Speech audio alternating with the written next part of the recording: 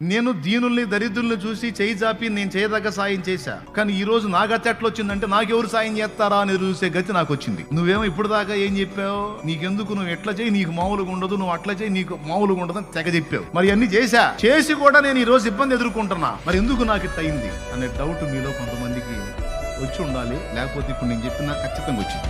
మరి నువ్వు చెప్పినట్టు చాలా వరకు నేను అంతే ఉన్నా. మరి నాకెందుకు ఇట్లా అయింది? నేను ఎవరి మీద వ్యసన పడలా, అవతల వాళ్ళు బాగుంటే సంతోషపడ్డాను, ఇంకా బాగుండాలని కోరుకున్నా, పక్కాడి బాగు కోరుకున్నా, నాకు కలిగిందల్లో సాయం చేశా అని మీరు అంటారని నాకు తెలుసు. దానికి కూడా నేను సమాధానం చెబుతా. నీతిమంతునికి కలుగు ఆపదలు అనేకములు అయినను వాటన్నిటిలో నుండి యెహోవా వాణ్ణి కాపాడును అని బైబిల్లో రాస్తుంది.